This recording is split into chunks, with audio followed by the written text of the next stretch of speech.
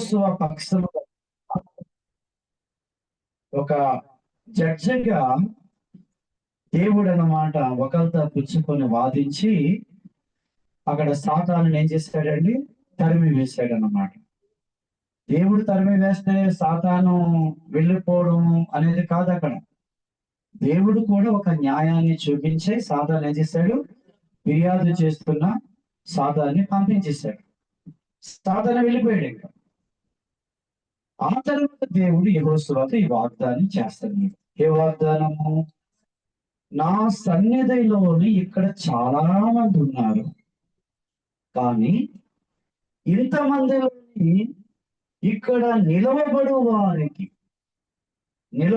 వారికి కలిగినట్లు నా సన్నిధిని నిలిచి భాగ్యము ఇస్తాను. అంటే పరలోకం అంటే 29 పెద్దలు ఉంటారు, 4 జీవులు ఉంటారు, శరాపులు, కెరూబులు, కోట్ల కొలది దేవదూతలు, ఎంతో మంది ఉంటారు. కాబట్టి అంత మందిలోని ఎవరు నిలవబడ్డారట?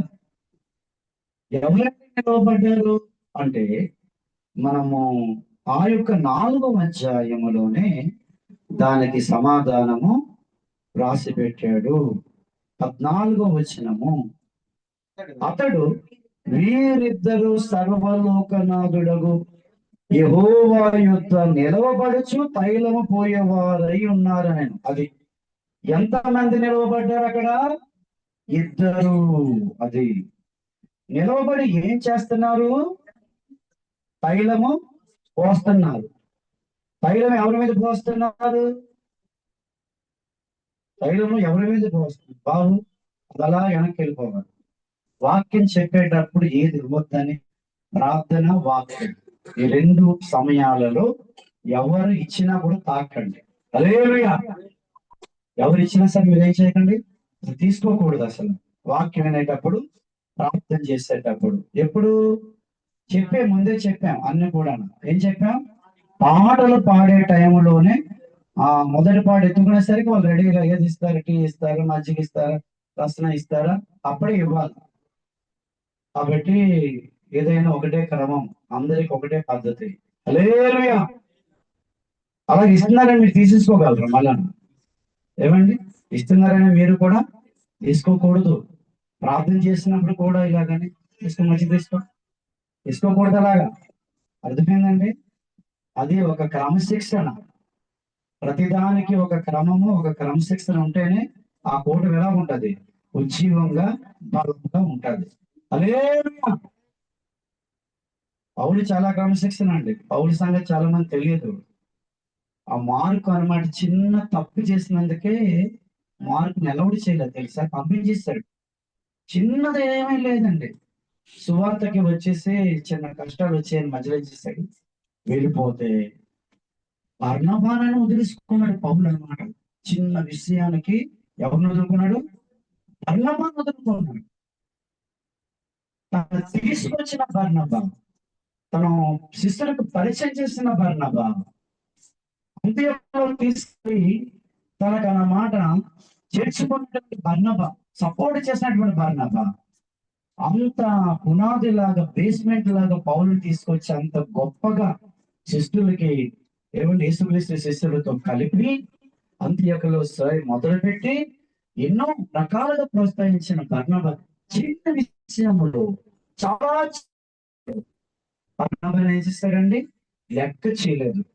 నేను నీ మేనల్ని తీసుకోను, అతడు నాతో రావడానికి ఇష్టం లేదు, సరే నేను రాను. నాకు అనవసరం తీశాడు అంతే.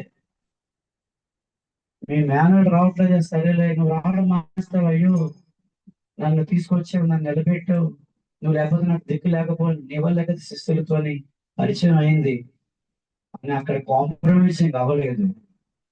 నేను వెళ్ళిపోతాను అన్నా సరే వెళ్ళిపో, ఇద్దరు వెళ్ళిపోండి, ఇలాంటి క్రమశిక్షణ లేకపోతే నేను రానన్నాడు. అంత క్రమశిక్షణ దేవుడి సన్నిధి ప్రతి ఒక్కరికి ఉన్నప్పుడే దేవుడు దీవిస్తాడు వాళ్ళని. హల్లెలూయా. దేవుని సన్నిధి అంటే చాలా క్రమశిక్షణగా ఉంది. పాటలు పాడేటప్పుడు పాటలు పాడాలి, చప్పట్లు కొట్టేటప్పుడు చప్పట్లు కొట్టాలి, ప్రార్థన చేసినప్పుడు ప్రార్థన చేయాలి, వాక్యం కూడా చాలా జాగ్రత్తగా ఆలకించాలి. చాలా మంది దేవుడి సన్నిధికి ఒక మాట చెప్పమంటారా, దేవుడి సన్నిధికి రాకుండా దీవెనలు పోగొట్టుకునే వారి కంటే దేవుని సన్నిధికి వచ్చి అశ్రద్ధగా ఉండే దేవుని పోగొట్టుకునే వారు కూడా చాలా మంది ఉన్నారు. శ్రద్ధ ఉండదు అసలు. ఎందుకు వస్తారో, ఏం కూర్చుంటారో, ఎలా తిరుగుతారో, ఏం మాట్లాడతారో, కళ్ళు తెరుస్తారు, ఏంటో నాకు అస్సలు అర్థం కాదని చూస్తుంటే కొంతమంది కళ్ళు ముయ్యండి సమయం అది. కళ్ళు మూయండి చూస్తారు, నాకే చూస్తారు. అది ఏమన్నా, మాకు చాలా భయం దేవుడి సన్నిధి అంటే. కానీ ఎందుకు వేరు, సన్నిధి వేరు. కాబట్టి ఇక్కడ ఏమన్నాడు దేవుడు, వాక్యమే చెప్తున్నాడు, నా సన్నిధిలో నిలుచున్నట్లు, అది సన్నిధి పట్ల అంత ప్రత్యక్షత ఉండాలి. అదే గడగడ వణుకుతూ నా సన్నిధిలోనికి రండి అని చెప్తున్నాడు. కాబట్టి ప్రభుత్వ ఒక ఇద్దరు ఉన్నారు. వీరిద్దరు ఏం చేస్తున్నారంటే, సర్వలోకనాథుడగు యెహోవా యొద్ద నిలవబడుచు తైలము పోయేవారై ఉన్నారు. వారిద్దరికి ఇచ్చిన భాగ్యాన్ని యెహోషువ, ప్రధాన యాజకుడైన యెహోషువ, ఏ సాతానుడు అయితే నీ మీద నేరం మోపాడు వారిని నేను పంపించేశాను. నువ్వు చాలా జాగ్రత్తగా ఉన్నావు అనుకో, కొంచెం జాగ్రత్తగా ఉన్నావు అనుకో, వాళ్ళిద్దరికి ఏ భాగ్యాన్ని ఇచ్చానో అదే భాగ్యాన్ని నేను నీకు ఇస్తానన్నాడు దేవుడు. హల్లెలూయా. ఇది ఎక్కడ సంఘటన? పరలోక రాజ్యం, పరదేశ కాదు, పరలోక రాజ్యం. ఈ పరలోక రాజ్యంలో ఇద్దరు ఎవరండి తైలం పోస్తున్నారు అంటే, పరలోక రాజ్యానికి వెళ్ళింది 6,000 మానవ చరిత్రలో, 2,000 సంఘ చరిత్రలో ముగ్గురు వెళ్ళారు. పరలోకానికి ఎంతమంది వెళ్ళారు? ముగ్గురు వెళ్ళారు. ఆ ముగ్గురు ఎవరంటే, మొట్టమొదటిగా హనోకు. మొట్టమొదటిగా ఎవరు వెళ్ళారు? హనోకు వెళ్ళాడు. ఆ తర్వాత రెండవదిగా వెళ్ళిన వారు మోసే. రెండవదిగా ఎవరు వెళ్ళారు? మోసే వెళ్ళాడు అనమాట. ఆ తర్వాత మూడవదిగా వెళ్ళినటువంటి వాడు ఏలియా. హల్లెలూయా. ఈ ముగ్గురు ఉన్నారు కదా, అది దేవుడు ఎంతమంది పేర్లు చెప్తున్నాడు? ఇద్దరి పేర్లు చెప్తున్నాడు. మరి మూడవ ముగ్గురు, ఇద్దరు, ఇంకొక మరి దైవజనుడు, ఇంకొక ప్రవక్త ఎక్కడున్నాడు అంటే జాగ్రత్త కలిగించండి.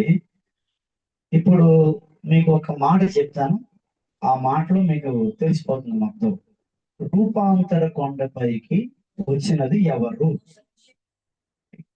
మోసే, ఏలియా. మరి ఎంతమంది వెళ్ళారండి? ముగ్గురు వెళ్ళారు. మోసే, ఏలియాలు వచ్చి యేసుక్రీస్తు ఏం చేశారు? మాట్లాడారు కదా. అంటే ఎందుకు మరి హనోకు కనబడటం లేదు? ఎందుకు? హనోకు ఉన్నాడు, కానీ హనోకుని దేవుడు ఏం చేశాడు? దూరంగా పెట్టాడు పరలోకంలో. ఇద్దరు మరణం లేకుండా వెళ్ళిన వారు. హల్లెలూయా. శరీరాలు అప్పటికప్పుడు మార్చబడి ఇమ్మీడియట్లీ కూడా హనోకు దేవుడితో నడుస్తూ నడుస్తూ నడుస్తూ వచ్చేస్తావు పరలోకం వచ్చేస్తాను అంటే, ఇమ్మీడియట్ కూడా హనోకు శరీరం ఏమైపోయింది? మహిమ శరీరంలో మార్చి వెళ్ళిపోయింది అనమాట. అదే అతను ఏలి వరకు కూడా దేవుడు ఏం పంపించాడంటే, అగ్ని రథాలు, అగ్ని గుర్రాలు, అగ్ని రథాలు, అగ్ని గుర్రాల మీదకి ఎక్కిన వెంటనే ఆయన శరీరం ఏమైపోయింది? అలా వెళుతుండగా మహిమ శరీరంగా మారిపోయింది. మహిమ శరీరాలతో ఇద్దరు ఉన్నారు అక్కడ. కానీ ఒక వ్యక్తి మరణించి మళ్ళా ఆ శరీరం మళ్ళీ ఏం చేయబడిందండి? యేసుక్రీస్తు వారు మరణించి, చూడండి రోమిలికి రాసిన పత్రిక 5వ అధ్యాయము, 5వ అధ్యాయము రోమిలికి రాసిన పత్రిక 14వ వచనం, ఆయనను ఆదాము చేసిన అతిక్రమమును పోలి పాపము చేయని వారి మీద కూడా ఆదాము మొదలుకొని మోసే వరకు మరణమే. అంతే, అక్కడి వరకే మరణం వెళ్ళింది. మోసే కాలంలో ఏమైంది? మోసేలో జీవితంలో మరణించిన మరణము ఏలలేదన్నమాట. యూదా రాసిన పత్రికలో మనకు తెలుసు కదా, మిఖాయేలు వచ్చి మోసే శరీరాన్ని తీసుకెళ్ళడానికి వస్తే మిఖాయేలు సైతాన్ గారు ఒప్పుకోడు. సైతాన్ అంటాడు, యేసుక్రీస్తు రెండవ రాకడ పునరుత్థానం కదా, మొదటి రాకడ జరగలేదు, రెండవ రాకడ కూడా లేదు, మోసే శరీరాన్ని వెలగెత్తుకెళ్ళిపోతాను, నేను ఒప్పుకోను. అప్పుడు అనమాట మిఖాయేలు అంటాడు, సాతాను దేవుడిని ఏం చేస్తాడు? దేవుడి నేను గద్దించును గాక అనగానే పారిపోతాడు. అప్పుడు మోసే శరీరాన్ని మిఖాయిలు ఏం చేస్తాడండి? ఆ పునరుద్ధాన శరీరంగా తీసుకొని వెళతాడు. ఎక్కడికి? పరలోకానికి తీసుకొని వెళ్ళాడు. అంటే పరలోకములో ముగ్గురు ఉన్నారు. ఇద్దరు మరణించకుండానే మరణ శరీరులుగా మార్చబడి వెళ్ళిపోయిన వారు ఉన్నారు. మోస అయితే మరణించి యేసుక్రీస్తులాగా మూడవ దినాన తిరిగి లేచాడు కదా మహిమ శరీరంతో. అలాగా మరి ఎప్పుడు లేచాడో తెలియదు కానీ మొత్తానికి ఆయన మహిమ శరీరంతో పరలోకానికి వెళ్ళాడు, అక్కడ ఉన్నాడు. అయితే ఇప్పుడు ఇద్దరు ఉన్నారు అక్కడ. ఒక అతను మోసే, ఒక అతను ఏలియా. హల్లెలూయా. వీళ్ళిద్దరు ఏం చేస్తున్నారంటే నూనె పోస్తున్నారు. ఆ నూనె పోసేటట్టుగా నా సన్నిధిలో వారిద్దరు ఎలా నిలబడి నూనె పోస్తున్నారో అలాంటి నా సన్నిధిలో నిలిచిన భాగ్యాన్ని నేను నీకు ఇస్తాను. హల్లెలూయా. నిలిచిన భాగ్యాన్ని ఇస్తాను. మరి ప్రధాన యాజకుడు అంటే నూనె పోసేవాడా పోయినవాడా? ప్రధాన యాజకుడు ఏం చేస్తాడండి? ప్రధాన యాజకుడు పరిశుద్ధ స్థలంలోకి వెళ్ళి ఏం చేస్తాడు? దీపాలను ఏం చేస్తాడు? దీపవృక్షాన్ని. అదేంటి ప్రభావ, మరి నేను నూనె పోసి దీపాలని చక్కబెట్టే కదా మరి ఇక్కడికి వచ్చాను అని అన్నాడా? బాబు, నువ్వు ప్రధాన యాజకుడుగా ప్రత్యక్ష గుడారములోని ఆ యొక్క పరిశుద్ధ స్థలంలోకి వెళ్ళి నూనె పోసి దీపాలు చక్కబెట్టడం వేరు. వాళ్ళిద్దరు ఏ పరిచర్య చేస్తున్నారో అదే పరిచర్య నువ్వు చెయ్యాలి. అలే ఇప్పుడు ప్రధాన యాజకుడైనటువంటి యెహోషువ పరిచర్య ఈ సంఘటన ద్వారా, అంటే ఏదైతే చూస్తున్నాడో పరలోకంలో దాని ద్వారా ఆయన పరిచర్య ఏం కావాలా? ఇంతకు ముందు చేసిన పరిచర్య కంటే ఇప్పుడు కొత్త పరిచర్య దేవుడు చూపిస్తున్నాడు. హల్లెలూయా. ఇంతకు ముందు పరిచర్య ప్రత్యక్ష గుడారంలోని ఏం చేయాలి? అలాగే దేవాలయంలో అనుకోండి, అక్కడ పరిశుద్ధ స్థలంలో ఏం చేయాలి? దీపవృక్షాన్ని ఏం చేయాలి? దీపవృక్షంలోని ఉదయం పగలనగా రాత్రనగా దీపాలు నిశ్చయం ఏం చేయాలి? వెలుగుచుండే బాధ్యత ఎవరిది? ప్రధాన యాజకుడిది. అది ఆరిపోవడానికి తన ఒత్తులు కట్ చేస్తూ ఉండాలి. బంగారం కత్తి ఇవన్నీ ఉంటాయన్నమాట. ఇవన్నీ కూడా నువ్వు అది ఎలా చేస్తున్నావు అన్నమాట. అదే అంతకంటే గొప్ప పరిచర్య నీకు అప్పగించబోతున్నాను. అదే నీకు ఇస్తున్నటువంటి నేను భాగ్యము.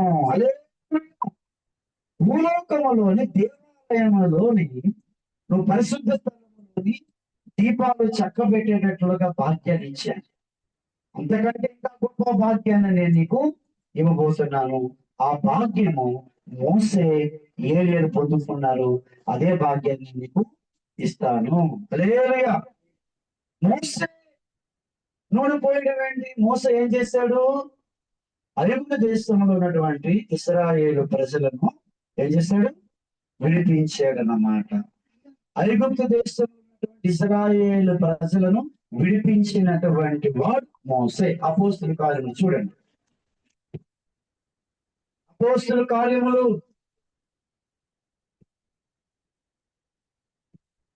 7వ అధ్యాయం అనుకుంటా, చూద్దాం. అపోస్తుల కార్యములు 7వ అధ్యాయము 13-35 వచనము. అధికారిని గాను తీర్పరిగా నేను నియమించిన వాడెవడని. ఇక్కడ అధికారిగా తీర్పరిగా కనిపిస్తున్నాడు.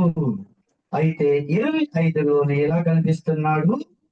తన ద్వారా దేవుడు రక్షకుడుగా కనిపిస్తున్నాడు.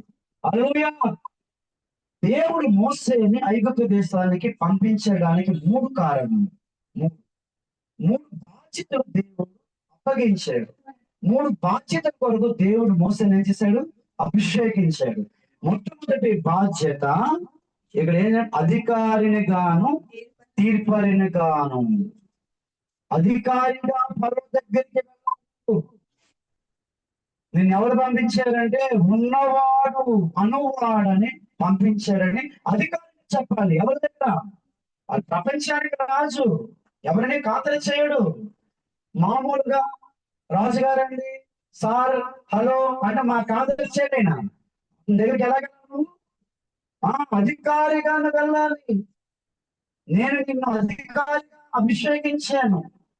అలాగే వెళితేనే ఫరోకి అన్నమాట కరెక్ట్ గా సమాధానం చెప్పగలవు. ఫరోకి సాటి సమాధానం చెప్పగలవు. అందుకే యేసుక్రీస్తు వారు చాలా సార్లు అధికారము గలవాని వలె ఆయన బోధించాను. దయగల మాట్లాడాడు. అక్కడక్కడ ఏం చేశాడు? అధికారం కలిగిన వాడిగా బోధించాడు. నీకు ఎప్పుడు దయగల మాటలే కాదు, యేసుక్రీస్తు వారి ప్రసంగాలను 3 రకాలు ఉన్నాయి. కాబట్టి ఇక్కడ అధికారంగా దేవుడు మన ఫరో దగ్గర పంపించాడు. తర్వాత తీర్పు, నువ్వు పంపించకపోతే దేవుడు నీ దేవతలకి, నీకు, నీ సంతానానికి మొత్తం ఈజిప్ట్ ఏం చేస్తాడు? తీర్పు తీరుస్తాడు.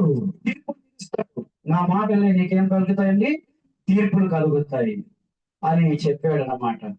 అధికారాన్ని ప్రదర్శించి తీర్పులు తీర్చుడు ద్వారా ఫరో మహారాజు ఏం చేశాడు? ఇశ్రాయేలు ప్రజలను బయటికి పంపించాడు. అప్పుడు మోసే ఏమయ్యాడు? రక్షకుడయ్యాడు. అదే ఆ విషయం ఎవరికి? యెహోషువకి. అంటే మోసే బానిసత్వము, అంటే ఫరో దాస్యంగా ఉన్న ఇశ్రాయేలు ప్రజలు, ఆ యొక్క ఐగుప్తు దేశం ఇశ్రాయేలు ప్రజలను విడిపించాడు. అంటే ఫరో అంటే సైతాను, ఈజిప్ట్ అంటే లోకములో ఉన్నటువంటి వారిని, మనందరిని ఎవరు బయటకు తీసుకొచ్చారు? యేసుక్రీస్తు వారు. హల్లెలూయా. ఒకప్పుడు మోసే, మళ్ళీ ఎవరు తీసుకొచ్చారండి? యేసయ్య. ఇలాగ బయటకు వచ్చిన తర్వాత, ఇశ్రాయేలు ప్రజలను బయటకు వచ్చిన తర్వాత మరలా వీళ్ళందరూ కూడా యెజెబెలు చేతుల్లోనికి వెళ్ళిపోయారు. జాతి కనిపించారు. ఎవరి చేతుల్లోకి వెళ్ళిపోయారు? రక్షింపబడ్డారని పేరు ఉంది కానీ సైతాన్ నుంచి రక్షింపబడ్డారు. మళ్ళీ ఎవరి చెరలోకి వెళ్ళారు? యెజెబెలు అమ్మ చెరలోకి వెళ్ళారు. వాడైనా వీళ్ళైనా ఒకటే కదా. మళ్ళీ చెరలో నుంచి వచ్చి మళ్ళీ ఎక్కడికి వెళ్ళారు? చెరలోనికి వెళ్ళారు. ఇప్పుడు ఆ చెర నుంచి విడిపించడానికి ఏలియాను పంపించాడు దేవుడు. అర్థమైందండి? అందుకే చెప్తున్నా, ప్రపంచం అంతా వినాలి, ప్రపంచం వినాలి చెప్తున్నా. యేసుక్రీస్తు ద్వారా పాపం అనే చెర, యేసుక్రీస్తు ద్వారా శాపం అనే చెర, యేసుక్రీస్తు ద్వారా సైతాన్ అనే చెర, నరకం అనే చెర యేసయ్య విడిపిస్తాడు. అది మోసే పరిచర్య. అలాగే ఇశ్రాయేలు ప్రజలు ఎవరి చేతులకు వెళ్ళిపోయారు? ఆహాబు యెజెబెలు చేతులకు వెళ్ళిపోయినప్పుడు ఎవరు విడిపించారు? ఏలియా. ఎన్నాళ్ళు మట్టుగా మీరు 2 తలంపుల మధ్యలో ఉందరని వారందరినీ కూడా విడిపించిన వాడు ఎవరండి? ఏలియా. ఆ పరిచర్య కూడా ఉండాలి. ఈ ఇద్దరు కలిసి ఏం చేస్తున్నారట? మోసే, ఏలియాలు నూనె పోస్తున్నారట. హల్లెలూయా. ప్రపంచంలో ఈ 2 పరిచర్యలు ప్రపంచ సంఘాల్లోనికి తీసుకురావడానికి దేవుడు ఓటూరి మినిస్ట్రీస్ ఇంటర్నేషనల్ ని దేవుడు ఏర్పాటు చేశాడు. అంతే. ఎవరు నమ్ముతాడో నమ్మడం అనవసరం. మనకు అనవసరం సబ్జెక్ట్స్ అవన్నీ కూడా.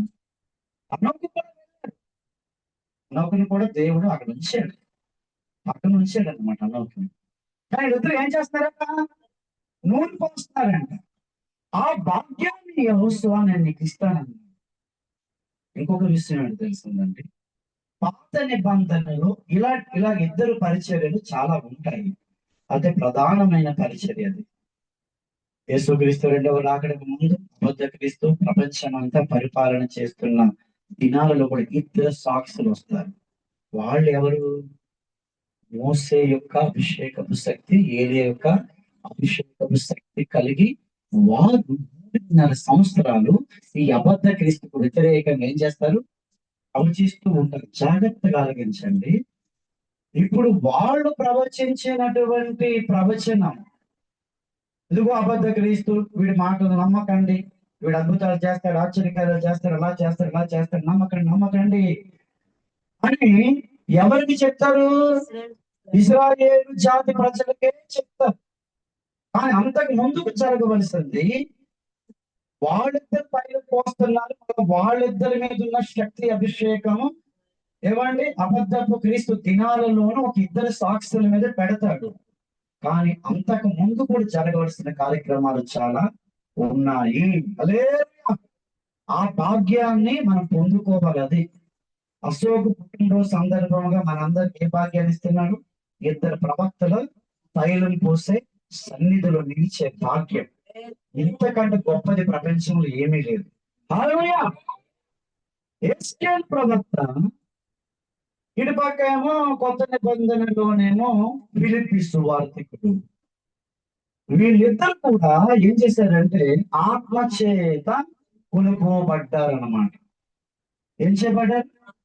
ఆ ఆత్మ చేత పాత నిబంధనలు ఒక వ్యక్తికి ఆకృపించాడు, కొత్త నిబంధనలు ఒక వ్యక్తికి ఆకృపించాడు. అలా ఆత్మ చేత ఏమైపోతారు? కొనుక్కోబడతారు. అది ఎప్పుడు జరిగింది?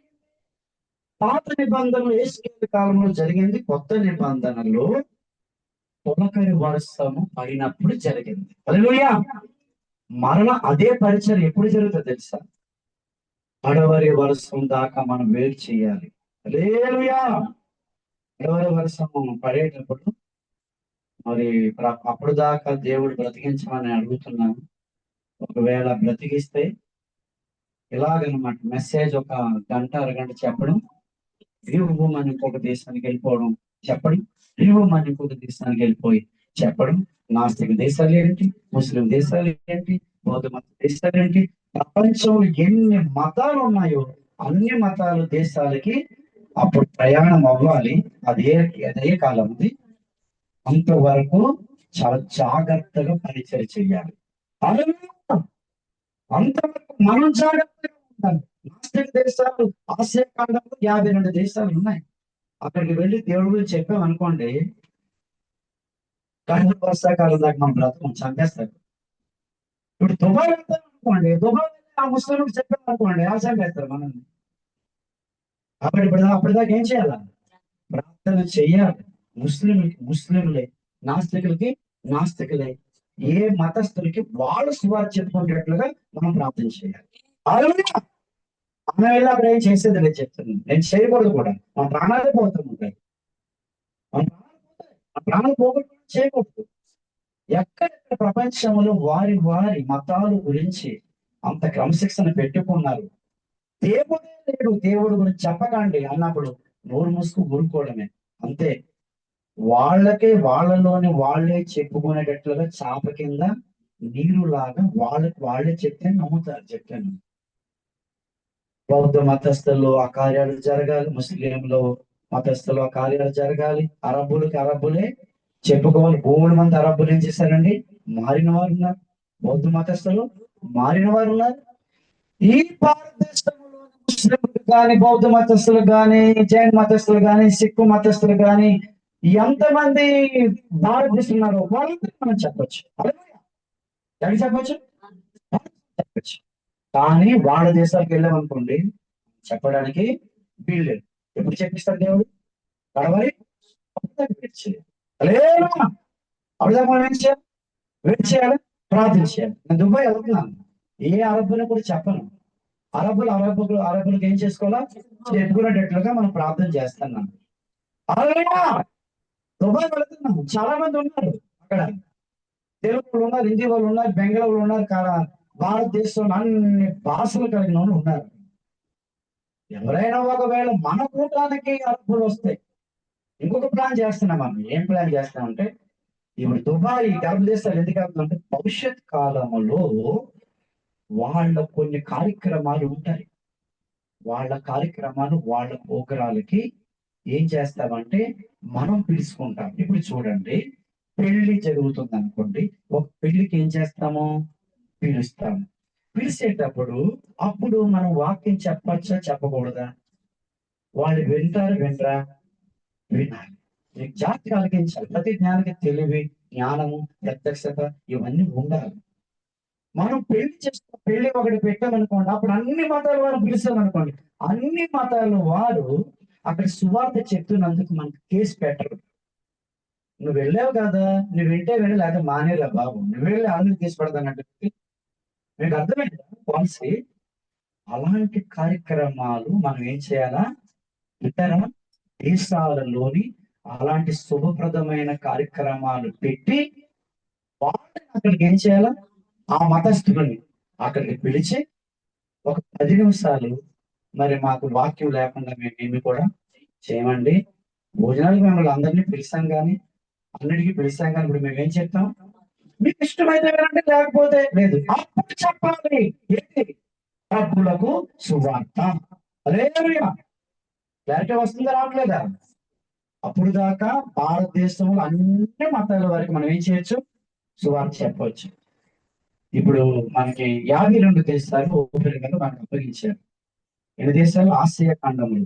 ఆసియా ఖండం 52 దేశాలు నాస్తిక దేశాలు ఉన్నాయి. బౌద్ధ మత దేశస్తులు ఉన్నారు, ముస్లిం మత దేశస్తులు ఉన్నారు, జైన్ సిక్కు మతం ఉన్నారు, యూద మతం కూడా ఉంది. మొత్తం 52 దేశాలు, ప్రపంచంలో ఉన్న మతాలన్నీ ఆసియా ఖండంలో ఉన్నాయి.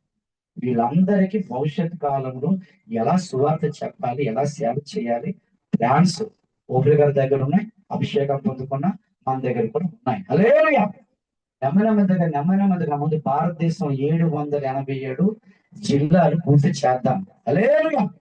ఈ లోపు ఎక్కడికి ఏది అవకాశం వచ్చినా సరే మనం నెమ్మదిగా అక్కడికి వెళుతూ ఏదో ఒక ప్రయత్నం ద్వారా, ఏదో ఒక ఫంక్షన్ ద్వారా, ఏదో ఒక శుభప్రదమైన కార్యక్రమం ద్వారా ఏం చేయాలి? వాళ్ళందరినీ కూడా పిలవాలి. ఆ మతాల వారిని, ఈ మతాల వారిని పిలిచి వాళ్ళకి ఏం చేయాలి? ఆ బంగ్లాదేశ్ లో ఆ కార్యక్రమము మేము చాలా ప్రయత్నం చేస్తాం. బంగ్లాదేశ్ లో ఈస్టర్ అన్నమాట. జాతి కల్పించండి. బంగ్లాదేశ్ ముస్లిం దేశమే. అయితే ఈస్టర్ రోజు వారు చిన్న కార్యక్రమం పెడతారు.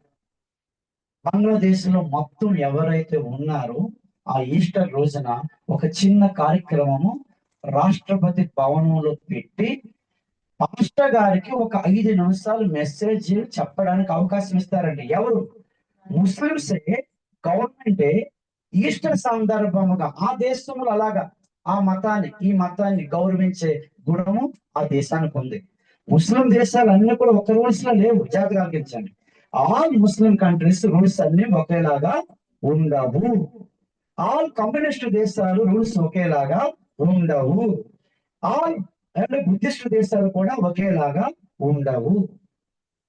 ఇవన్నీ ఎందుకు చెప్తున్నాం అంటే ఏదో మనకు తెలివి వచ్చేసింది, జ్ఞానం వచ్చేసిందని చెప్పట్లేదు.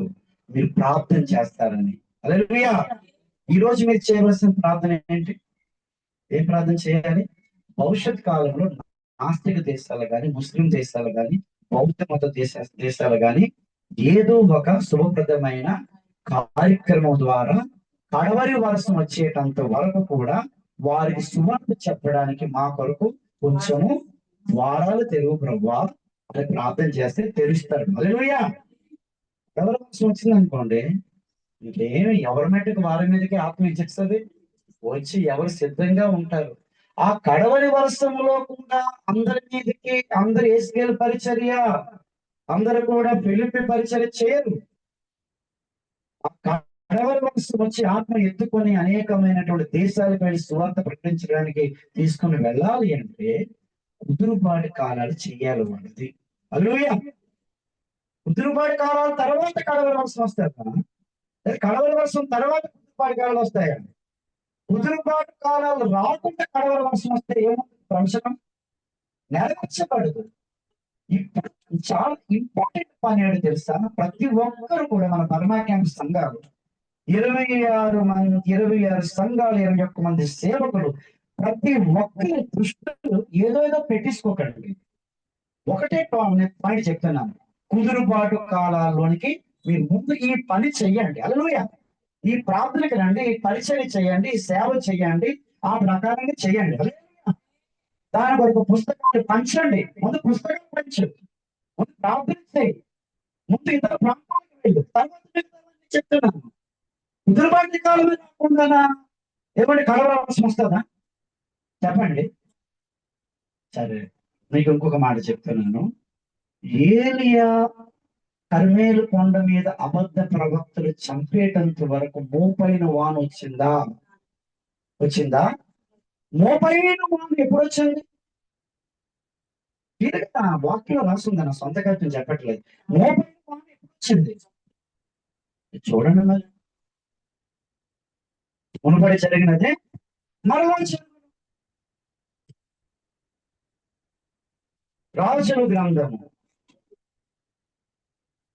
లేఖనాలు చాలా ఖతర్నాథ్ అనమాట, చాలా జాగ్రత్తగా చెప్పాలి. రాజుల మొదటి గ్రంథము ఏమండి 18వ అధ్యాయములో ఏం జరిగింది?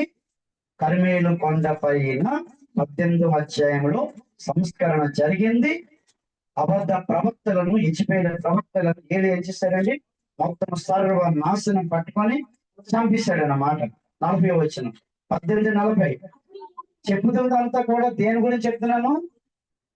ఆగండి. తైలం పోస్తున్నారు చూసారు ఇద్దరు.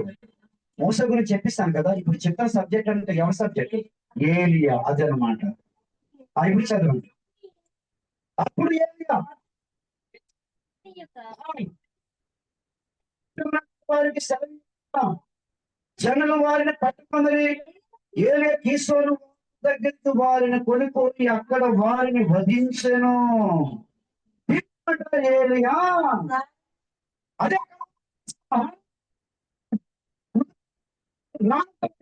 కదండి. మరి కడవరి వర్షం ప్రపంచం భూమి ప్రార్థన చేస్తాను. లేటర్ రైన్ అని ఒకప్పుడు ఎంఏపాల్ గారు విశాఖపట్నంలో ఇప్పటికప్పుడు ఉన్నారు. ఆయన ఒకప్పుడు చాలా విశాఖపట్నం కార్యక్రమాలు చేపట్టేవారు. ఎస్ఆర్ మనోహర్ గారిని పిలిపించేవారు ప్రతి సంవత్సరం. యవనస్తులు మేము వెళ్ళాం. ఆయన దగ్గర మొట్టమొదటి అభిషేకం తీసుకుంది ఎస్ఆర్ మనోహర్ గారి దగ్గర. నేను మొదటి అభిషేకం అంటే ఏమీ లేదు, అందరు లైన్ కట్టారు. అయిపోయింది. వెళ్ళిపోండి. ఏం అభిషేకం అనుకున్నా నేను, నాకు తృప్తి జరగలేదు. ఇదిగో ఇక్కడ యవనస్తులు చాలా మంది ఉన్నారు. ఇంకొక యవనస్తులు లేవట్లేదు. సేవ పిలుస్తున్నాడు, అభిషేకం కాదు అంటే నన్నే పిలుస్తున్నాడు ఆయన. నేనే లేవలేదు. ఇంత కష్టపడి లేచి వస్తే వాళ్ళందరితో పాటు నన్నే చేశారండి. శిలుగురికి అభిషేకం అయిపోయిందన్న అభిషేకం లేదు. బాధపడ్డాను, ఏడ్చాను. అంటే ఆయన మినిస్ట్రీ ఏంటంటే కడవరి వర్షాకాలం, లేటర్ రైన్ అని కొట్టండి గూగుల్లోనే. ప్రపంచంలోనే ఒక 20 ప్రఖ్యాత గాంచిన వాళ్ళందరూ వరకే ప్రార్థన చేస్తున్నారు. మనం ప్రార్థన చేయాలి. హల్లెలూయా. కానీ వాళ్ళకి ఒక విషయం తెలియట్లేదు. ఏం తెలియట్లేదు? కడవరి వర్షము రాదని తెలియదు వాళ్ళకి అన్నమాట. కుదురుబాటు కాలాలు రావాలి. ఏలియా ఉండాలి. ఏలియా ఉండాలి, ఏలియా కాదు. మొన్నే ఊపిరి గారు చెప్పారు, నేను ఏలియా కాను. 100,000 మంది ఏలియాలను తయారు చేస్తే నేను ఒక ఫ్యాక్టరీ అన్నాడు ఆయన. అప్డేట్ లో ఉండాలి, అందరూ కూడా అప్డేట్ లో ఉండాలి. హల్లెలూయా. కాబట్టి ప్రభుత్వ ఇటుపక్క మోసే తైలము, ఇంకొక పక్క ఏలియా తైలము. ఇవి పరలోకములో నుండి పోస్తున్నారు. వారు ఎక్కడికి పోస్తున్నారు? భూమి మీదకి పోస్తున్నారు. ఎవరి అభిషేకం తీసుకుంటాడు? హల్లెలూయా. ఎన్ని వేల లక్షల మంది అభిషేకాల కొరకు తలలు అప్పగిస్తున్నారు. వారి మీద మోస అభిషేకం ఉండాలి, ఏలియా అభిషేకం ఉండాలి. వాళ్ళే భాగ్యవంతులు. అదే ఇంతమంది ఏ భాగ్యవంతులు కాదు. నా సన్నిధి నిలిచే భాగ్యాన్ని నీకు ఇస్తానంటే పరలోకంలో 2 నూనె పోస్తుంటే ఆ నూనె ఎవరైతే ఆ మోస అభిషేకం పొందుకొని రక్షణలోనికి నడిపిస్తారు, ఏలి అభిషేకం పొందుకొని రక్షింపబడిన వారిని సర్వ సత్యమందు ప్రతిష్ఠింపజేస్తారు. ఈ 2 పరిచర్యలు చేసేటటువంటి వారి కట మోసే ఏలియా స్థానము, ఆ సన్నిధి నిలిచే భాగ్యానంట యెహోషువా నేను నీకు ఇస్తాను, ఆ పోయబడినటువంటి వారి మీద కూడా ఇస్తాను. హల్లెలూయా. కాబట్టి ఇప్పుడు మనం ఏం చేయాలి? మనందరి మీద మోస అభిషేకం ఉందా లేదా? లేదా? ఏ అభిషేకం ఉందా లేదా? ఉంది కదా. ఆ పోస్తున్నారు కదా, మన మీదకి వచ్చింది. ఇప్పుడు మనం ఏం చేయాలి? ఇప్పుడు మనం పోయాలి. హల్లెలూయా. ఇప్పుడు ఎవరు పోయాలి? ఇప్పుడు ఈ అభిషేకాలు మనం పొందుకున్న తర్వాత అది అహరోను తలపై గడ్డముపై కారి అంగీల అంచు వరకు దిగజారింది. అహరోను ఉన్నాడు, ఆయన తల గడ్డం మీద నుంచి అంగీల మీదకి. అంగీ అంటే ఎవరు? సంఘం. జాతి అర్పించండి. సంఘం మీద కారి అక్కడి నుంచి అలా ఉండిపోయిందా? అంగీల అంచులకు దిగజారిపోతుంది. అంటే తల మీద దేవుడు పోసాడు. ఏసయ్య శిరస్సు మీద నుంచి ఎక్కడికి వచ్చింది? సంఘం మీదకి వచ్చింది. సంఘం దిగజారాలి. హల్లెలూయా. దిగజారిన తైలమునే సంఘం పరిచయం చేయాలి. అది పరిచర్య అంటే, సేవ అంటే చెప్తుంది. అలాగే ప్రపంచంలో చాలా తక్కువ మంది దానిని ఏమన్నాడంటే దేవుడు, ఇది భాగ్యం అన్నాడు. నా సన్నిధి నిలిచే భాగ్యము ఇస్తానన్నాడు అన్నమాట. ఈ భాగ్యాన్ని దేవుడు మనకి, మన బ్రాంచ్ సంఘాలకి, మన సేవకులందరికీ ఇచ్చాడు. అదే ఎవరికి నేను చెప్తున్నాను, నువ్వు ఏ సంఘానికి వెళ్ళు, ఆ సంఘంలో ఈ 2 తైలాలు ఉన్నాయని చూడు. నువ్వు ప్రపంచంలోకి ఏ సంఘానికి వెళ్ళు, పరలోకంలో నుంచి 2 తైలాలు పోస్తూ ఉంటే అభిషేకం ఎక్కడైనా ఉందని చూడు. 100 సంఘాలకు వెళ్ళు, లేదు, ఉండదు కూడా. నేను చెప్తున్నాను, అలాంటి అదృష్టం దేవుడు మనకి ఇచ్చాడు, భాగ్యాన్ని ఇచ్చాడు. దేవుడు ఉదయం ఇంకా ఇంకేం అదృష్టం ఇచ్చాడు? చురుకుగా ఉండుట గొప్ప భాగ్యం. హల్లెలూయా. తర్వాత దరిద్రులైనటువంటి వారు విశ్వాసమందు భాగ్యవంతులుగా చేస్తారన్నాడు. హల్లెలూయా. మనం దరిద్రులు కావచ్చు, విశ్వాసమందు భాగ్యవంతులు అయ్యాము. మనం దరిద్రులు కావచ్చు, ఏలియా తైలము, మోసే తైలము పోయబడి పరిచర్య చేసినటువంటి వారికి చేశాడు. హల్లెలూయా. ఈ పరిచర్య మనం ఎలా చేయాలంటే చురుకుగా ఉండాలి. ఎందుకంటే మన శత్రువులు మనకంటే అతి కారణము. నువ్వు చురుకుగా లేకపోతే వాడు ఉన్నాడు. నువ్వు సోమరితనంగా, నువ్వు బద్ధకంగా, ఇంకా కొంచెం సమయం ఉంది, కొంచెం టైం ఉంది, వచ్చే సంవత్సరం చేస్తాను, 2 సంవత్సరాలు చేస్తాను, వచ్చే నెల చేస్తాను అంటే అంత ఊరుకోడాడు. నీకంటే నీ శత్రులు ఎలా ఉన్నారు? చురుకుగా ఉన్నారు.